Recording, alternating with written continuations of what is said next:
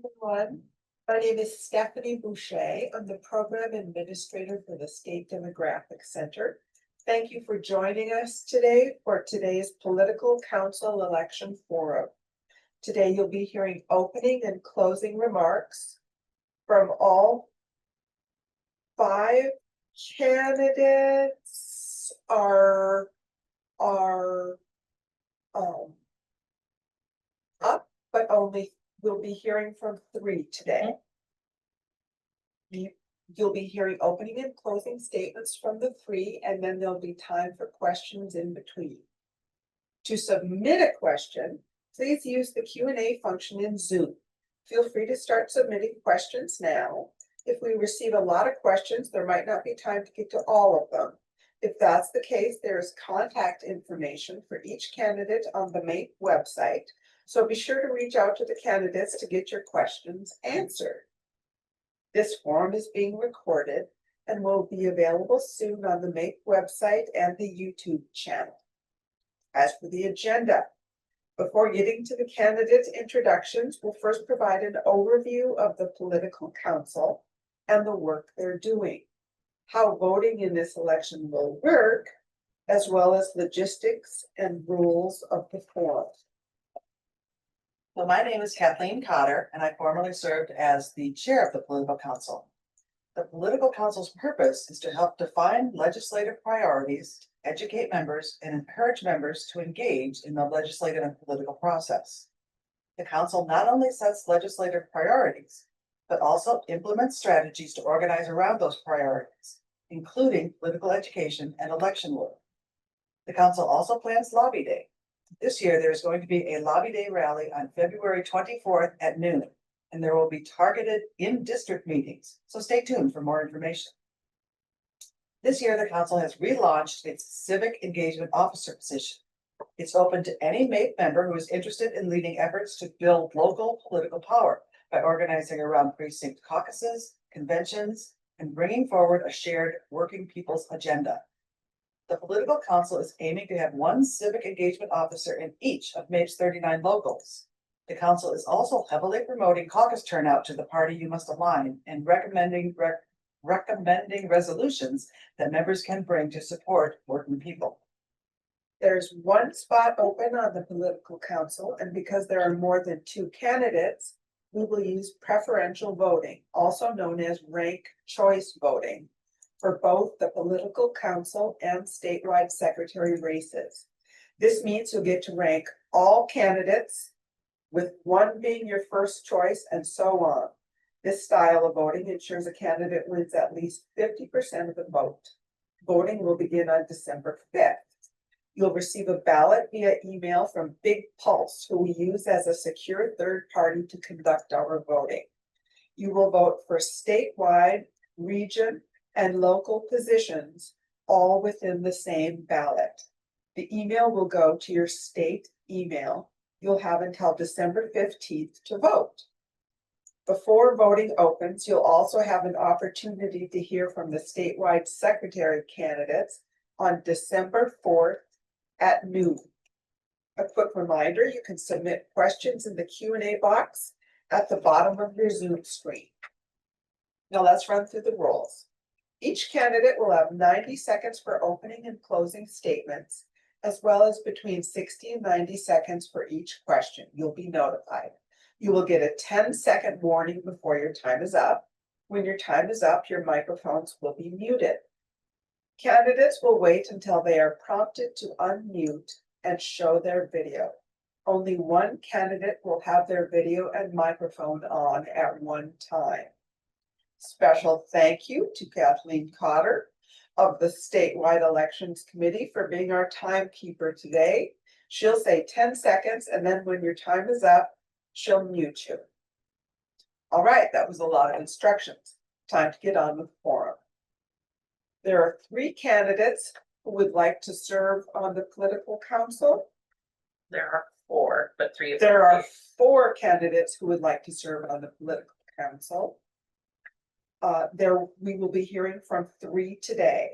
They include, in alphabetical order, Jason Medor, Local 401, Brian McCoy, Local 2001, and Aaron Wagner, Local 802. Let's get started.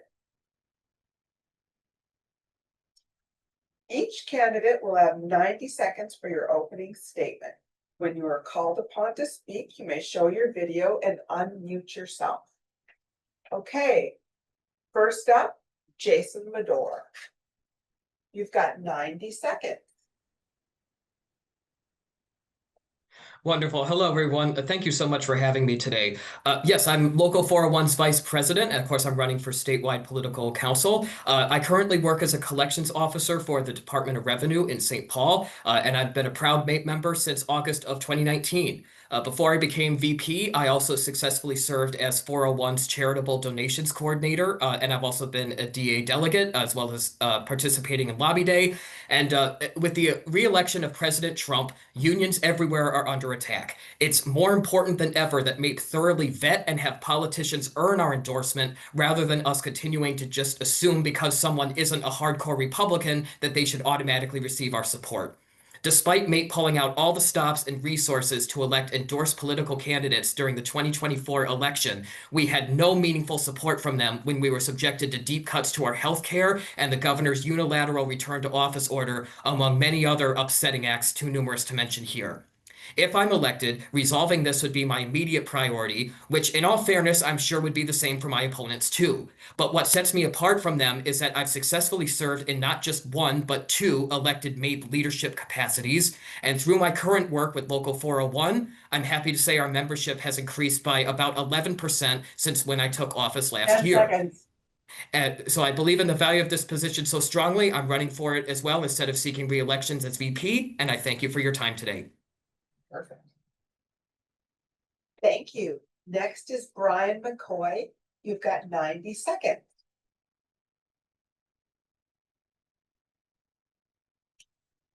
All right. Hello, fellow MAPE members. My name is Brian McCoy. I'm running to serve on the MAPE Political Council to ensure that every voice, every interest, and every contract of our professional employees are strongly represented in the halls of government. I am just not committed to MAPE. I am actively engaged also. I serve as a civic engagement officer for MAPE. I also serve at MAPE's MnDOT statewide Meet and Confer Committee. I understand the critical intersections of how our work and the political decisions made at the Capitol, how the political decisions made at the Capitol are all intertwined. I have sat at the table advocating for members' interests in other areas, not in this state, but in other areas throughout other states. I know that my most effective advocacy happens before the ink dries on any bill. My professional career has been defined by my navigating complex government and legislation efforts. I was a registered lobbyist and a policy analyst. As a former policy advocate coordinator, I was a registered lobbyist who tracked over 145 legislative bills, analyzed their impacts, and provided recommendations to Democrats and Republicans throughout the state. 10 seconds. I know how to interpret policy language, identify threats and opportunities, and develop winning legislative strategies. Thank you. Thank you. Third is Local 802's Aaron Wagner. Hey, good afternoon, everybody. Thanks for having me. I'm honored to be nominated for the political council and am excited to give back to MAPE in a bigger way. I've been a member for 4 years, which is the same amount of time I've been a state employee, come from nonprofit and private sector before then, but really had this calling for public service. And I have these, a set of skills in IT, and I wanted to use them to give back to working people. And I thought no better way to do it than work for the state of Minnesota. So I'm working for the pension MSRS right now, where I'm also a steward for Local 802, which was I've enjoyed doing the last number of years, and I want to get more involved with MAPE. And I right now serve on the Robbinsdale City Council, and I was MAPE endorsed when I ran, and having the support of my union was really important to me. It was the first endorsement I got, and through the experience on the city council, through my experience with MAPE and with working class people, I really feel that that kind of amalgamation and diverse range of experiences that I have will serve the political council well, and I want to do that for the political council and make it a stronger body. So thank you for your time. Thanks, everyone. Another reminder, if you've got questions for our candidates, please submit questions using the Q&A box at the bottom of your Zoom screen. It's now time to go to some of the questions. Brian McCoy will be first. And who is reviewing our questions? That'll Is be it me. Suzanne, would you like to Yes. introduce yourself? Hi, everyone. I'm Suzanne, Director of Operations at MAPE. And supporting the Elections Committee today in the room. So we only have one question in the Q&A so far. So Okay, if Brian's going first, how much time does he have to answer this question? he has 90 seconds. Great. So we have one question. It is, how have you participated in or supported MAPE political council work throughout your time in MAPE? Well, I've been in Minnesota for a year, and within that year, I've just took the time to learn the landscape and figure out exactly the political landscape. I haven't necessarily done anything indirectly or directly with MAPE. I've done some things with the DFL party, but nothing in particular with MAPE through my time here in Minnesota. And I've only been here for 12 years, but so I haven't done anything directly with MAPE. All right, thank you. All right. Second will be Aaron Wagner. You've got 90 seconds. Thank you. Yeah, that's a great question.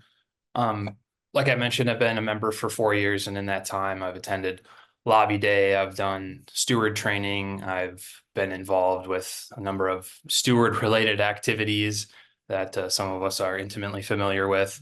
Outside of that, you know, I've joined pickets and strike actions and other kind of coordinated things that MAPE and our kind of allied labor unions participate in. I've also door knocked and organized electoral campaigns for MAPE endorsed candidates, not only just for my own campaign, but for the other kind of state legislatures or other municipal local campaigns that happen around the metro. And inside of the workplace, I've, you know, done kind of impromptu meetings with various coworkers about why they should join MAPE, kind of those types of meetings. And I've enjoyed all of that work. I think it's a great, it's coming from a place of organizing from labor standpoint and from kind of more traditional electoral campaigns.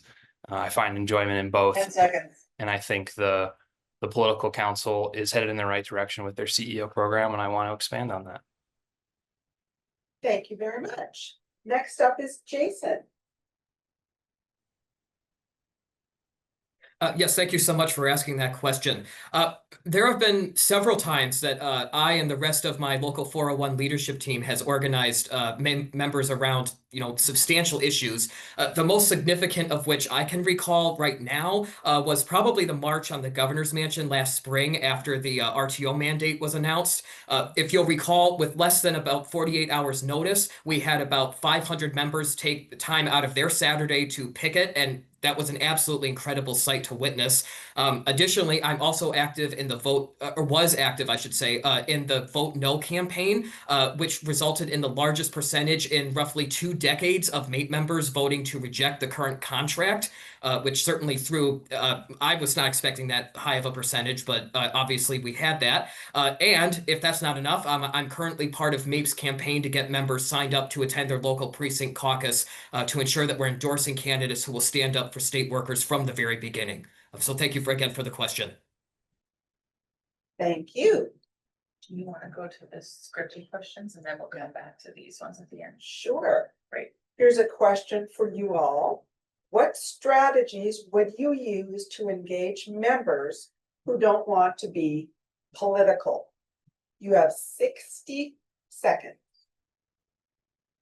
Let's go with Jason first this time.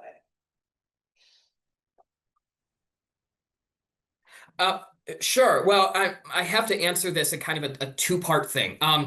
I believe, at least at this time, that the MAPE members who don't want to be political, although they do exist, they're significantly fewer than those who do. And as evidence of that, my local 401 has done an excellent job of recruiting new members, and part of that recruitment process involves telling them right at the time of sign up. MAPE is only as good as the efforts and will of what you want to put into it. And that's not shied anyone away from joining or gotten them scared about the political process. It actually seems to embolden their decision to join, quite contrary.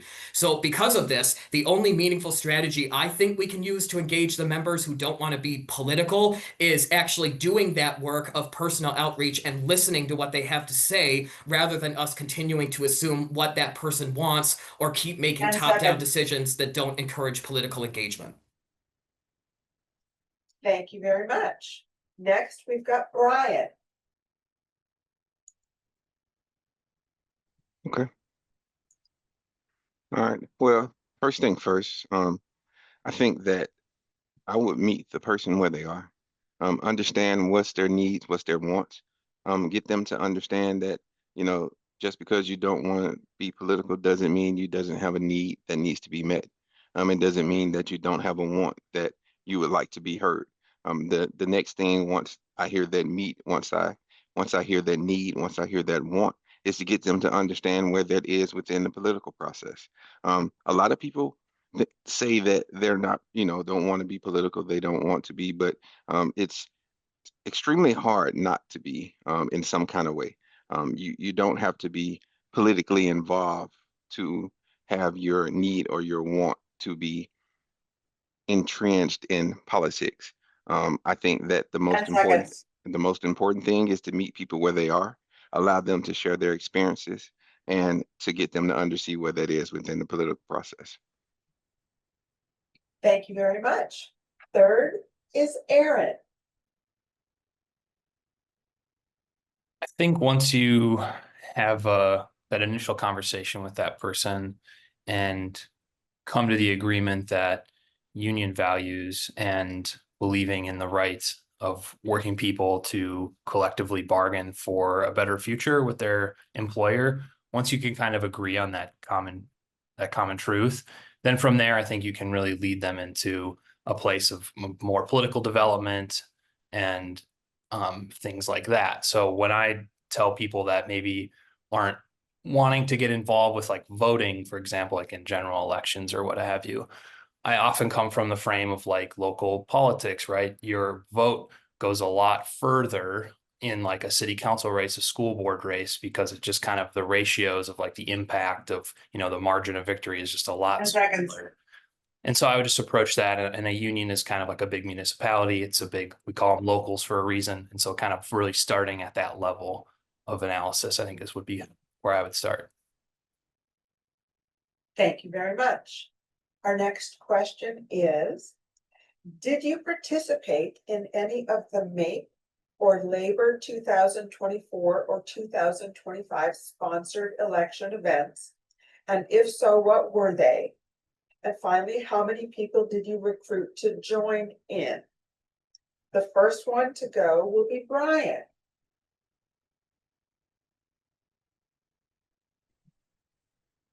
Yes, I did attend. I attended the SD 47, and it was Amanda, and I can't remember who she was running against, but I wasn't able to recruit anybody because at the time I was in a particular situation. I was working out of Rochester, but I live in Woodbury.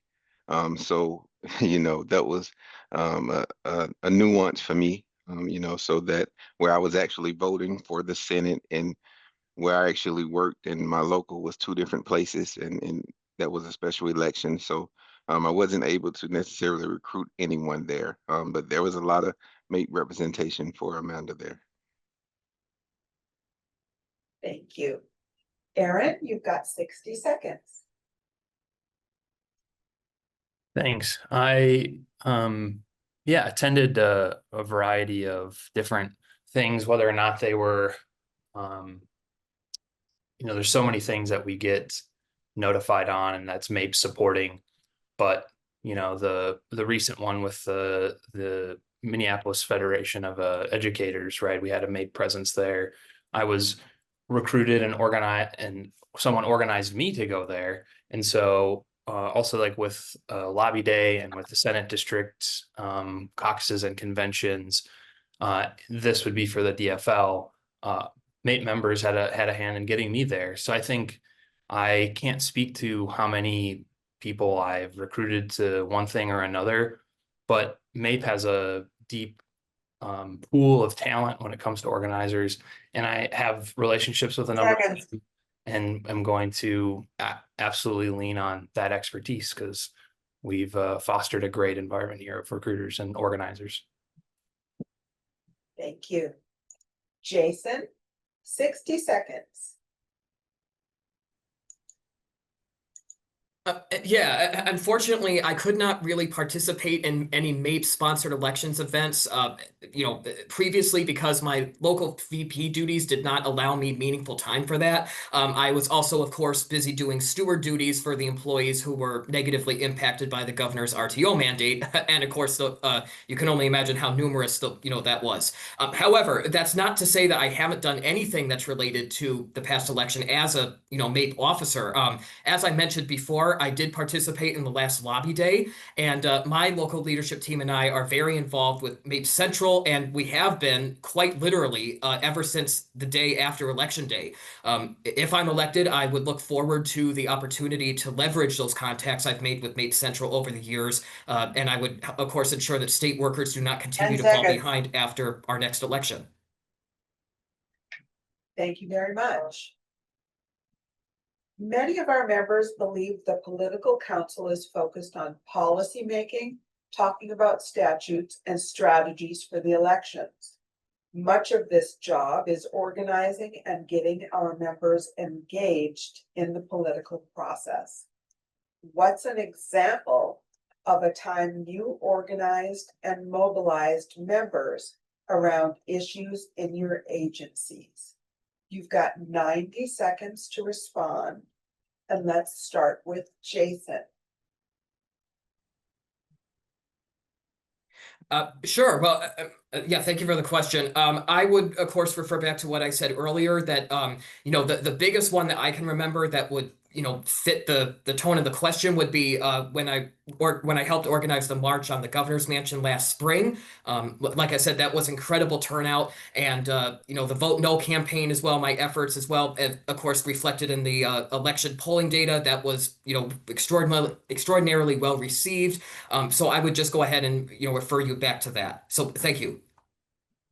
Thank you. Brian, 90 seconds. Yes, my time necessarily wasn't with MAPE, but it was definitely organizing when I was a lobbyist. At the time, I was lobbying criminal justice reform and parole reform. And the biggest thing for me was allowing the people to get with the legislators and have meetings and with their representatives and the representatives with the constituents to understand their stories, to not give it a color, but to give it a human. And I think that the most important thing is that legislators, when voting and crafting, being able to meet with them and humanize a piece of paper or some words are the most important thing that you can do. And I have experience with that. Not only do I have experience with that, I have experience with being successful doing that. I haven't necessarily done it with MAPE, but if elected, I will make sure that I will take my experience that I've learned in the past and apply it here in MAPE. Thank you. Aaron, you're next. Thank you. The couple things I guess that I want to touch on with this is from workplace organizing. I mentioned it before, but maybe I can expand on it. The during like the pandemic and work from home, it's been a challenge for our local on occasion to get those introductory meetings with new employees. And so a few coworkers and I organized a meeting a few months ago to have a meeting of members that hadn't had that conversation yet and hadn't had an opportunity to learn more about MAPE. And we ran that meeting. We got a few members, few coworkers to join, which was excellent from that conversation. Also, I've organized not only MAPE members, but other union members into electoral campaigns outside of the workplace. Like I mentioned, the city council races and Senate district activities that I've done. And again, I just think it's an indication of like the skills and the leadership that MAPE provides for the working class movement in Minnesota as a whole, that I'm able to kind of bring those experiences together in multiple places. And so let's just continue building on that. And I think the CEO program is a great start, and we need pro-labor people in those 10 kind of seconds. local positions like boards and commissions. And maybe I can expand on that a little bit, but great question. Thank you. The next question. MAPE's rank and file membership resembles the political spectrum of Minnesota, despite our leadership being more progressive. Talk about some ways you would speak about MAPE's political activities and values with someone who is on a different part of the political spectrum than yourself. 90-second answers, please, and dig deep. First up is Aaron.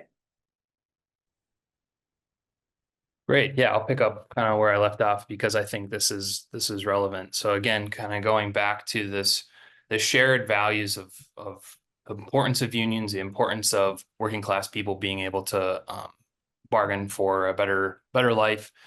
Once you start from there, it doesn't matter your political persuasion, in my opinion, especially if you can bring those values into a local, city council, school board, Parks and Rec Commission, that kind of thing. I think it's a great place to start members to get organizing training and just like the ability to get out in public and build that community that way. Because if we have those MAPE members there and pro-union people in these local bodies, then we can help spread our union values deeper and in a more meaningful way. And we've seen like things like with the Minneapolis Park Board and the workers going on strike, and see how anti-labor leadership can really affect working people in other places. And so all those boards and commissions, by charter, by statute, most of them are nonpartisan. So I think if you start with that kind of local approach, that you can really open the door to a bigger political project. And again, the focus on organizing and caucuses and things like that is a great place to start, great place to meet community members and to kind of pitch the idea of getting more involved. Thank you.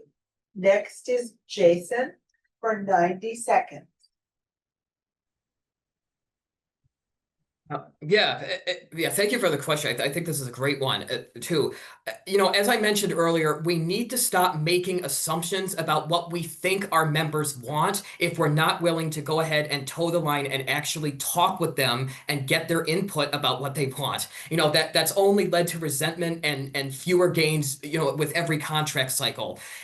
As an example of this, I can, when I'm with Local 401 and I'm doing membership blitzes, for example, I never come to the table with a presupposed agenda about what I want a future enrollee to have, and people are always amazed at that, but you can see that that's been reflected in the quality and caliber of our increased membership rates. So where I'm going with that is I think it would apply to this position very well, that, okay, just because a candidate might not be everything we want, well, okay, but what would it take then to have an honest conversation with them and see if we could go ahead and maybe get them to our side, rather than, throwing in the towel and thinking that they're a lost cause. No one said that this work is going to be particularly, fun and easy, right? But I mean, if you're willing to do the heavy lifting, I think you can realize the gains. And, whoever wins this position, I would hope would understand that going forward and apply it to the work that needs to be done.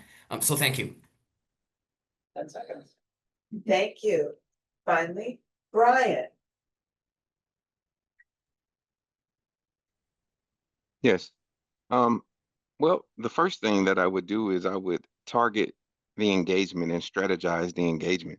Um, Work to identify and support candidates who understand and champion the value of the professional public employee that value and understand strong labor contracts.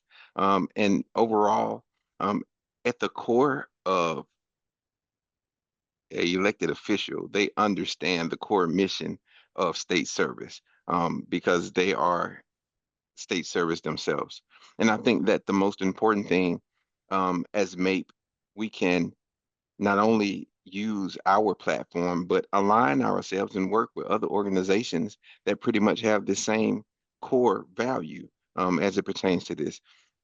I think that this is an opportune time for MAPE to become a front runner and things that will align politicians and elected officials to see not only the value, but recognize the value in it, in the state employees and the public service workers. I think that this is an opportune time for MAPE to take this platform and allow not only its members, but the 10 non-union, seconds. the non-union members to see how important it is, because everybody doesn't come from union state government working.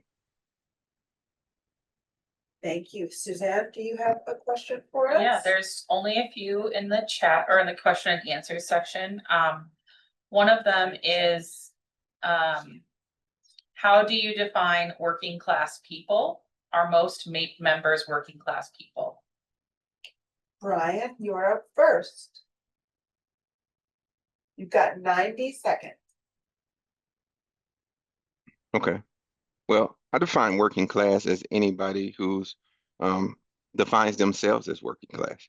I'm not here to define you or anyone else as working class, but if you're willing to roll up your sleeves and work toward accomplishing a goal and solving a problem, then me personally, would consider you a working class. I wouldn't consider it nothing economical, nothing social, just someone who's willing to solve a problem. Thank you. Aaron, you've got 90 seconds. I like that answer that Brian gave. Yeah, I feel like that's kind of like part of the deal is like if you feel that you're a member of the working class, and who am I to say if you're not? Now, if you want the classical definition of like, earning a wage versus owning a factory or something, but yeah, I think when we're talking about working class issues, in my mind, it's a more universal thing. It's something that benefits everybody. So when you're talking about, earn safe and sick time, those kind of legislative initiatives, it doesn't matter like what job you're at, what your profession is, that will affect you because it's applied to all or most working people. And that's what I think we should focus on as a political council, is these kind of universal issues like a fully funded state budget, right, that affects all Minnesotans, because we're here to help the citizens of Minnesota. So that's kind of where I see myself. You can get into semantics and, dictionary definitions of things, but when I say that, I kind of just mean a universal approach, universal program, people that work for a living. 10 seconds. Thank you. Jason? Yeah, I think the other two have said some excellent remarks on this, and yeah, like Brian and Aaron said, you're working class if you think you are. It's not really about income or what assets you may have or what your debt load is or anything like that. I think it's fair to say, hardly anyone joins the state because they're excited by the salary alone, considering that we earn less than our private sector counterparts. That being said, though, I personally think I'm working class. It took me years to get to where I am today, and that's the spirit and intent I would bring to this role if I'm elected. So thank you for the question. I think that was really interesting. Thank you. Suzanne? Yeah, one question was a clarification from Brian. Can you clarify if you've been in MAPE for 12 years or 12 months? Oh, no, not 12 years yet, 12 months. I'm Nice. sorry. He says, Yes, yeah, yes, I like yes, that. 12, yes. Yeah. Okay, thank you for that. All right, no problem. The last one that we have in the Q&A here, is what do you perceive as the biggest challenges for MAPE? And also I will add in public sector unions today. And how would you address those challenges if you were elected to the political council? Aaron, you've got 90 seconds.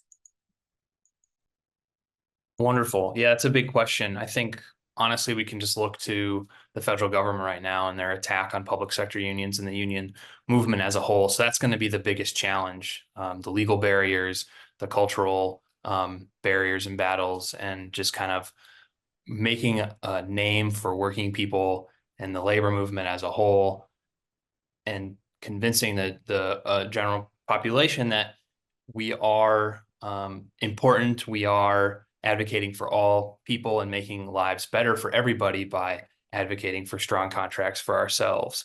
It raises the floor for all working people.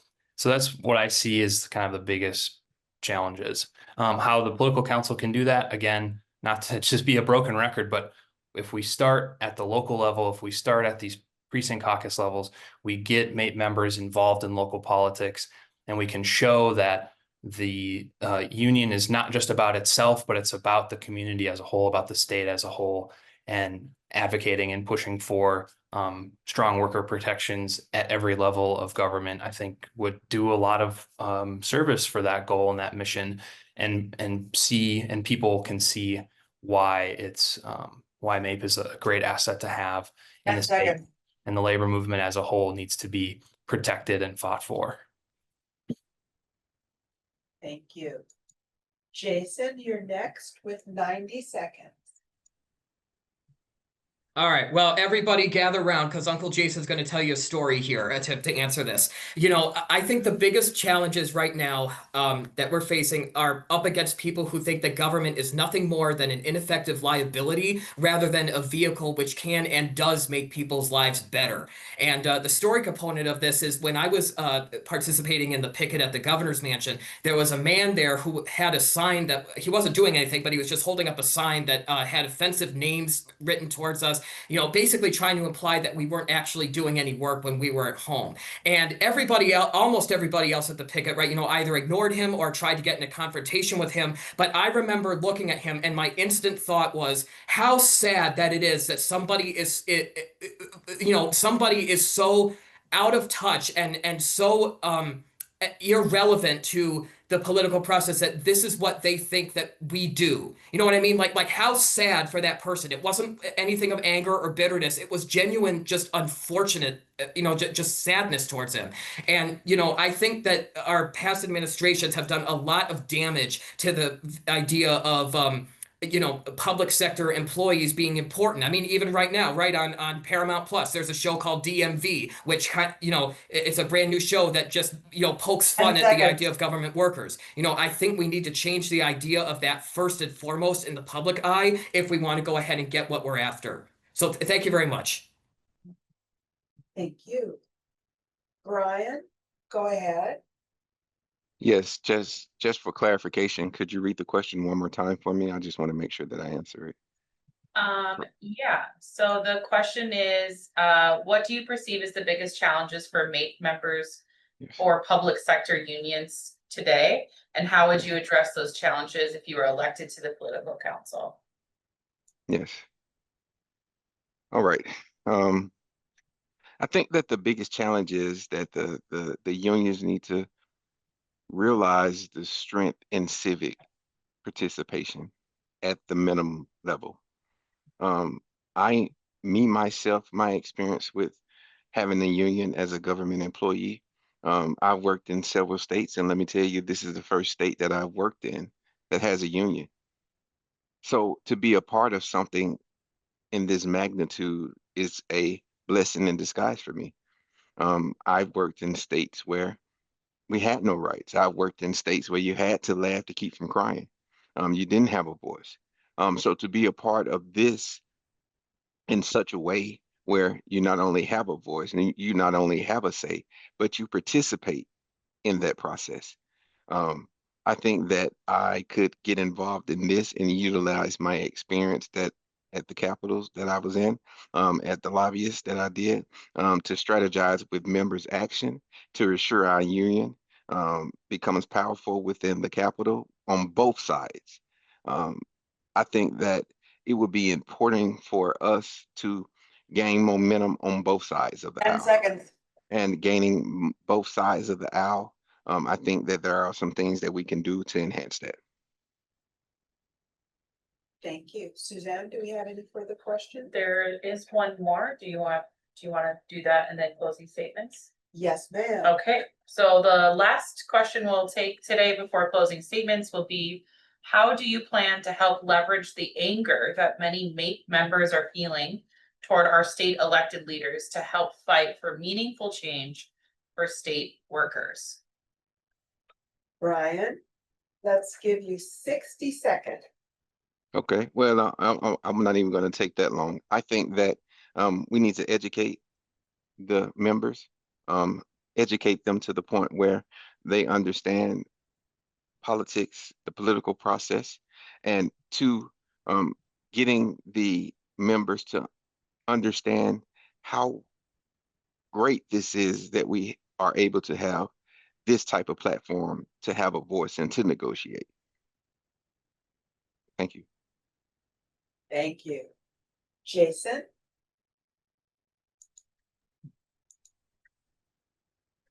Yeah. I wasn't born when this was said, but does everybody remember when Reagan said that the most dangerous words in the English language are "I'm from the government and I'm here to help"? Well, we never had a counter to that. That was like what, 40 years ago. We never had a counter to that, and ever since then, it's allowed the public to again just mock us. Think the work that we do is insignificant, among again other things that I could rant about for hours if you let me. So I think the answer to this question is we need to let the quality of our work speak for itself, but we also need to combine that with a meaningful action plan to inform members of the public why the work we do matters, how the work that we do benefits their lives, and so on and so forth. I mean, and there could be a multi-agency strategy for that. As 10 of this very seconds. moment, I'd have to do more research on it, but that would be my goal of engagement with that. We need to counter the narrative, and it starts with honest effort. Aaron?